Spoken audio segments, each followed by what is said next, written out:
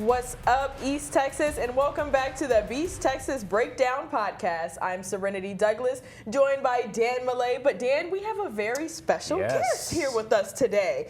Jimmy Searfoss, you have now joined the CBS19 family. Thank you so much for joining us on this podcast. Thank you for having me. It's great to be here. I'm really excited. Glad to have you, Jimmy. I know. I'm actually really excited to get into everything that we have planned for you on this here Beast Texas Breakdown Podcast. Yeah, grill them, really. Grill 'em. I'm happy you said that word, Dan, because that's exactly what we're going to do. Yeah, first week on the job.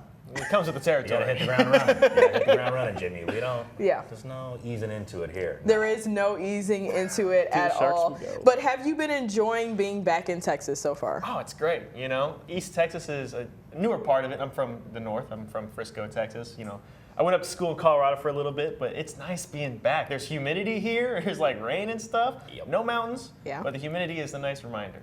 I think Colorado skyline looks a lot better than Texas. Sorry, Texans, but Colorado is beautiful. So the fact that you got to study there, live there for a while is pretty cool. And I actually do have some pictures just to show some of the viewers of your time up there in Colorado. Now, feel free to explain any of these pictures to us. I interned over at the 9 News up there with the great Ashley Moore and everything, and it was a great time. That was my setup now in my apartment. I will let you know. Just moved into the new spot. Heck yeah. Yeah, I Just also TV on the floor. Still don't have a couch. I'm still working on it. You know, it's gonna come in time, but right now I got all I need. You know, I got a TV and a chair and a bed sometimes. It's awesome. And then what about this one? Yeah, actually, you know, Muay Thai and martial arts is a big part of my life. That's a gym that I worked at throughout college. They were really great to me, and it was a really hard goodbye, to be honest with you. You know, I sat there in that gym for the last 4 hours on my last day, just kind of saying bye to everyone. And it's a great way to reach out to the community and get to know everybody too. Martial arts? So you could take us down, Dan and I. I get a little scrappy sometimes, but no, you know, we're all friends here. We're all having a good time. But if there's any, gyms, if there were a disagreement. But if there's any gyms in Tyler, I'd love to hear. We know who would win in this fight against Dan and I versus Jimmy. But okay, all right. And I saw some of those where you were working up there in Colorado. So you said you worked for 9 News, and what else did you do? Oh gosh, I did everything. CU Athletics was a big part of, my journalism career, and obviously that thing blew up once Coach Prime got to Colorado. I was there at Carl Durrell right at the beginning. I don't even know if you guys know who Carl Durrell is. Yeah. And that kind of says where the Colorado program was at the time, and then Coach Prime got there, and it exploded. I remember I was there for that opening press conference, and if you look at that Prime documentary, you can see me just right in the end.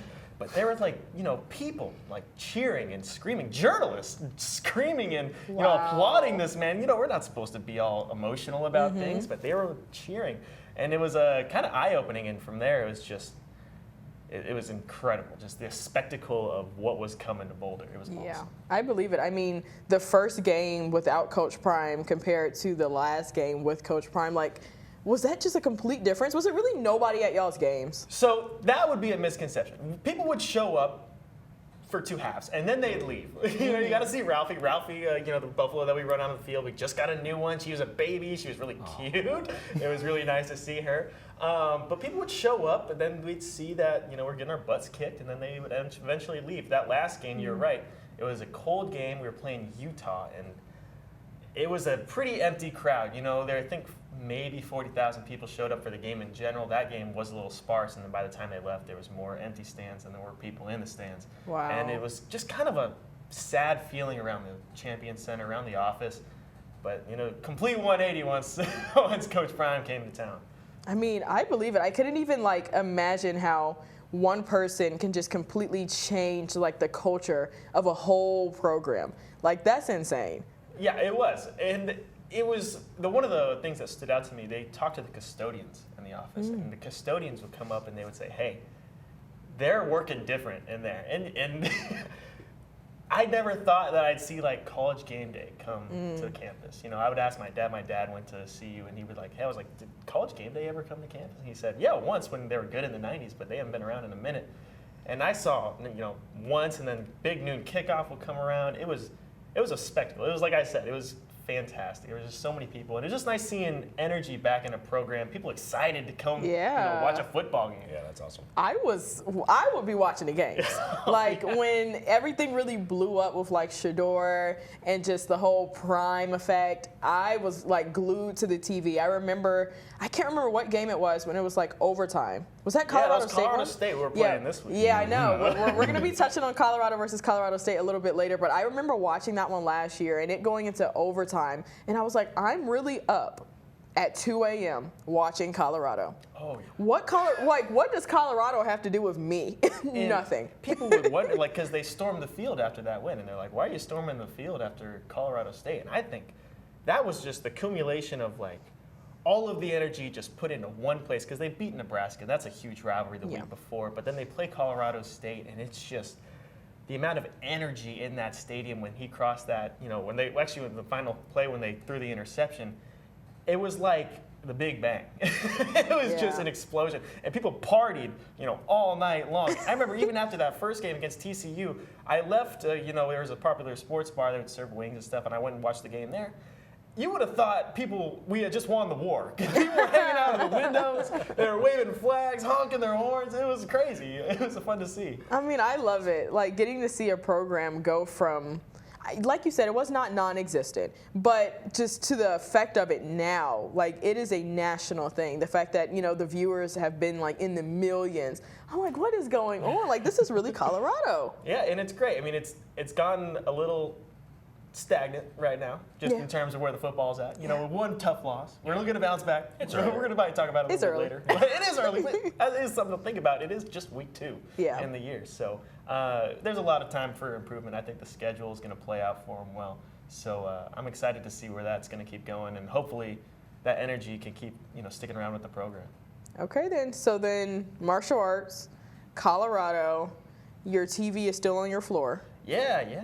And what else is new? For now. What else is new, Jimmy? What do we need to know about you? We could upgrading to a stand here soon.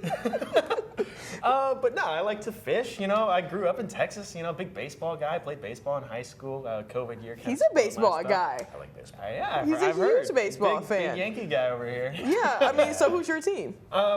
Big Rangers Rockies guy. One of those I'm really excited to talk about. That's not you, Dan. No. But I respect both of those teams. There are a lot worse answers you could I say. think you have to respect a Rockies fan for them saying that it's a Rockies fan, especially when there's cameras around. Yeah. That is a bad team on all aspects, and you can't even fake that it's a good team. There's just no upside there at all, other than the stadium. No. Yeah. And we were literally talking about that last night. Like We were, yeah. I mean, there's really nothing going. I mean, and I feel like I'm coming at you. I wasn't trying to come at you. I was like, man, that must kind of be tough. Like I promise you. because of the ownership more than anything. Not even aside from what they put on the field, just the effort from the ownership is like not there. 0 to none. Yeah, there's nothing you can say to me that I have not already thought about the Rockies. So, we're there. I mean, what sports fan isn't like, look, talk about my team, but don't talk about my team? Exactly. Especially your hometown team. I guess technically I grew up with the Rangers, so I guess that's a little more my squad, especially since they won the World Series last year. It's a little easier to rep them. Yeah, absolutely. And I know it feels a lot better now since they've won that World Series. Now, Jimmy, we're going to put you to the test because we heard that you are a sports guy, just like Dan and I. So we're going to go ahead and see these NFL logos, and we're going to see if you can get it. All right, let's go ahead and punch up that first one. Who is this? That's the Cowboys. All right. Are you sure?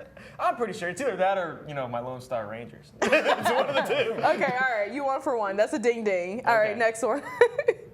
Oh, I know. That's the Broncos. Okay, all right. I like how confident you are in this because what if it's not? I also I would be upset. I'd be a little embarrassed, to be honest with you. I also learned that George Bush High School here in Texas has that same exact logo. Oh, you're going to notice that a lot of schools in Texas have the same exact logos as our beloved colleges and NFL teams. All right, and then next one, we got 2 more. Oh, that's the Falcons. Atlanta Falcons. All right. So you're a sports guy. And last, but certainly not least. That's the Colts. All right. The baby Broncos. I feel like I need to make it harder for you next time. I would love that. Get a little challenge. You gotta zoom in on the corner of a logo. Something I that think only so catches too. 3 colors, and you have to really kind color of palette.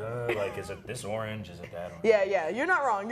You did good. Thank you. I appreciate it. really Test good. 1. I haven't had any test so far, in my job here. So Okay. glad I Good passed to the know. first And one. that's the first of many. That is the first of many. So then, which NFL team do you resonate the most with? Broncos. Grew up liking the Okay. Broncos. I didn't realize how big the Cowboys were here. I mean, I guess I should have known a little more, but I forgot a little bit just how big they were. But actually, where I realized how big they were the most was I was in Vegas. They had a preseason game in Las Vegas. That's Raider territory. Yeah.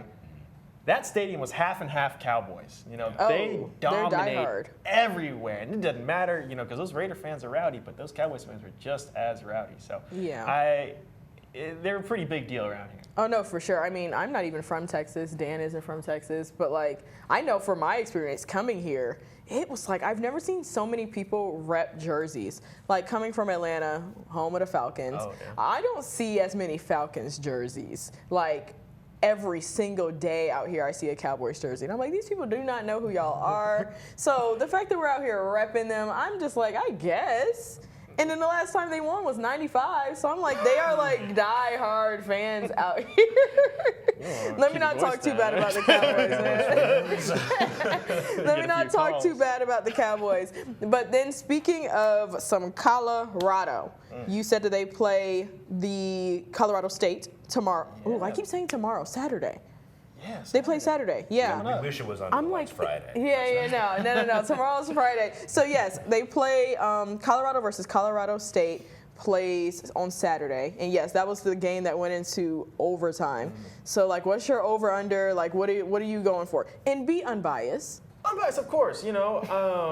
Colorado's got Shador Sanders. They got Travis Hunter. Their wide receiving core is fantastic. I would anticipate a game very similar to last year's, where it's just a high-scoring affair. I think Colorado State's lost a few pieces. They got to the quarterback pretty often last year, and I don't think that's going to be the case this year as much. We saw that offensive line of Colorado get a little banged up against Nebraska. They were, not having the best day, but I don't think it's going to be like that again against Colorado State. I think, if anything, Colorado has upgraded. Colorado State has downgraded a little bit. They lost a few pieces to the NFL, and they were talking quite a bit today. I don't know if you guys saw this. Oh, I haven't seen it yet. Troy Horton, I'm blanking on his first name there, but their star wide receiver was saying, we feel like we should have murdered those guys last year. Those were exact words. Whoa. I know. So I think there's going to be a little heat coming into it, which I like. You like that, the rivalry aspect to it. And now it's in Fort Collins. Well, that's kind of an interesting piece because that game has not been played in Fort Collins in a long time. Oh, okay. So last year it was at Colorado. Boulder, yes. In Bullard. Yeah. Boulder? Boulder. Yeah. Bullard. East Texas. East Texas. Boulder. Yeah. Shout out Brennan. Okay. So then now it's going to be played at Colorado State. Yeah, that game was extremely chippy between Coach Prime and the coach last year. They had some beef. Yeah, and I words think were exchanged. It's going to be like that again. I mean, Colorado State gets beat up a lot on in this series. So they always have that big old chip on their shoulder. So when they come into Fort Collins, they're definitely going to have an eye out for them. And they've had this game circled on that schedule with a big red marker for a while. So, which is kind of crazy because Colorado State played Texas, my home of the Longhorns first, and they got the brakes beat off of them. That's a good team. Texas is a pretty good team. Yeah, it is. Yeah, it is, you guys. Yeah, it is. But no, Colorado State is definitely going to be looking to bounce back. But I think that's going to be an insane game. Like you were saying, even that last game between Colorado and Nebraska. Oh my goodness, they were up 20-0. And I was like, oh. Yeah, it was a tough look. And you knew it from the first drive, too, because Colorado got the ball, and then it was, I looked down, and I looked up, and they were punting the ball. So they're going to have to make some changes, on the offensive side. They're going to want to get the ball moving substantially throughout the year, but I think they'll be able to do it this upcoming week. Yeah, I mean, I've been watching a lot of First Take lately, and it's been talking about how just Colorado's offensive line just struggles because Shador has gotten tackled the most, and I think in the NCAA so far, which is sacked stiff. almost 50 times last year. Yeah, he was sacked a lot, and that's nothing but, I mean, and he said it too, offensive line. I was going to ask you about that. What did you think about that? I mean, he's right. It's not something that I would want him to say. You want to speak up for your guys. Calling out the guys as a player is not necessarily a good look. Coach Prime did it last year. He called him out. I think it's a little different coming from a coach than it is a player because, those are your guys. At the end of the day, those are the people standing in front of you. So it's his thing. You know, I personally wasn't the biggest fan of him saying it about his players, but if that's what he feels like gets the guys going, he knows them better than I do. I mean, yeah, it felt a little distasteful, mainly because, you know, you're not saying, like, we're really going to hit the transfer portal and get our offensive line stronger, or, like, we really need to work with the offensive line, because I know he was probably asked, like, what went wrong? Here's what went wrong. You know, like, we have to get tougher on the offensive line. He literally just said exactly what it was. Our offensive line's not good, pretty much. Yeah, I think He was like sarcastic about it too. Yeah. I think he said something about, like, you know, how much was Dylan Raiola touched. Yeah. You know, I think that's what it was. I mean, he's right, but at the same time, Exactly. those are your guys. Yeah, those are your guys. That's definitely going to be a tough game to see. I'll be in tune for it. I think it's at 6:30. Yeah, 6:30 Saturday. Be there or be square. Be there or be square in front of Jimmy's TV on his floor. On the floor. I keep getting on you for that, but there's nothing wrong with it. Crisscross applesauce. We'll get some. You can get an sweeties. awkward. We can bring our lawn chair, Oh, Dan and I, man. I'll have some Like, Capri Suns. Some orange Jimmy, slices. that Let's sounds go. wonderful.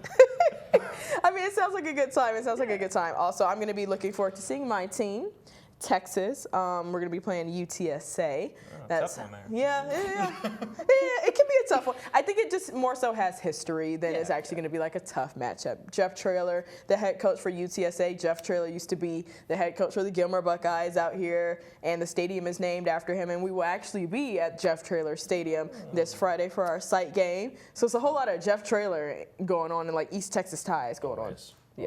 Always. Well, speaking of that, what have you heard about East Texas rivalries? Like, what do you know so far? And it's okay if you don't know much. I don't know a whole lot. I'm learning. Don't get me wrong. Last week I actually got here just in time for the Rose City rivalry. Yes. Is that what it's called? The Rose City? Yes. And that was a fantastic time. You know, that was a really good football game. And that stadium out there is gorgeous. Yeah. I really like how they're embracing this whole Rose thing. I did a little read up on, you know, what that means for the city of Tyler, and I think that's a really cool symbol for the city. But that stadium is gorgeous. Yeah, it is. And they had a fantastic sunset. I was able to talk to a few fans. The guy sitting next to me, shout out Joe. You know, older gentleman. He's been watching these games for a long time, and you can tell what, you know, it means to the fans. You know, half the stadium's blue, half the stadium's red, Yeah. and both sides are packed up. So it was a really fun time. I saw y'all on the field, you know, before the game and things like that. But you know, it was the talent-wise, it's great. It was insane. I covered a few high school, you know, prep sports things in Colorado, and I remember it's just like, man, it just does not. What I remember seeing down in Texas, and I come back down, and just the kids are bigger, they're faster, they're more athletic, the coaching's more tight, and you can tell on the field because they were making some catches out there that I have not seen in a long time. There's a handful of top There plays was in a that game. handful of top plays. And what's funny is I was just looking at those top plays from the Rose City rivalry, and oh my goodness, it was absolutely insane. But I had that same kind of culture shock when I came to Texas. First of all, the stadium's being big. That really surprised me. Coming from Georgia, we have a lot of great talent with like football players coming out of there. But like how big a stadium is and how packed it is, I was like, whoa, guys, this is not college, but they take it really, really serious when it comes to high school sports. And I mean, it makes you excited for it. It does. You know, it's easier to cover a game when there's energy there. Oh, yeah. You know, when there's nothing there, no one in the stands, no one really cares. You're like checking your watch. It's hard to get any kind of story out of anything, you know. Yeah. But when you're there, you can get excited about it, and you can start posting about it. You know, meet Absolutely. the players, shake the hands, you know, say hi to people, you know, kiss a baby or something. Yeah. You No, know, I feel feels you. good. You do feel all the vibes for sure. We were doing some T-shirt tosses, and I thought they were just gonna be looking at us like, who wants a T-shirt? But they were like, me now. So like, yeah, no, the vibes were definitely there. But just to finish us off, we got to talk about our beloved Dak Prescott, quarterback of the Dallas Cowboys, and his new contract. Jimmy, I would love to know what you think about him getting $240 million. Do you think that he deserved it? I'm a little surprised, to be honest with you. I thought the Cowboys were going to start moving in another direction at quarterback, to be honest. Me too. I thought they were going to go out there and get Shedeur Sanders. I thought they were going to go, you know, Okay. trade maybe Prescott and then move up a few picks in the draft and go get Shedeur, because I know Deion Sanders wants Yeah. his kid to be in Cowboy He's a Tyler blue. guy. I mean, Shedeur is from Tyler. Yeah, exactly. You know, that's where he's from. So I figured that's what would be going to be happening. Obviously, I don't think that'll be happening at this point, you know, given that they just shelled out a ton of money. Yeah. But, you know, Dak, he's been getting the job done, I guess. And he's got that big-time receiver in CD Lamb. So Yeah. Clearly, they're committing to him, and they're saying this is the guy we want to make this push with. Now they just got to, show it on the field. And a tough game coming up, Saints. The Saints, yeah. Actually, well, it's tough. I don't know how good the Cowboys are yet. Both Yeah. teams, just beat up on lesser opponents. Exactly. The Cowboys just had the Browns. They took care of them pretty Yeah. easily. But it's nice to see that they took care of the team that they're supposed to take care Absolutely. of. So we'll see coming in. They just got to take care of business again this week.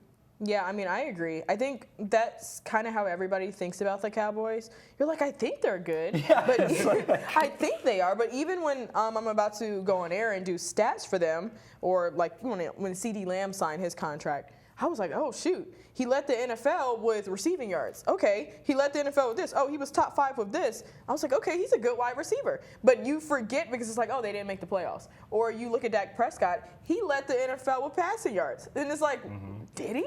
Well, that's crazy. And receptions, I think. And or maybe passing touchdowns. Yeah, like he led something. And I was like, well, that's crazy because they didn't make it to the playoffs. So I think it's one of those things where you just kind of forget how good they are because of that one measly thing, and that's getting to the Super Bowl. Yeah. And that kind of just like craps on everything else, all your other accomplishments. Yep. But yeah, I definitely did think that they were going to move on. But then as I was, like I said, typing up some of the stats for Dak Prescott, I was like, why would they move on?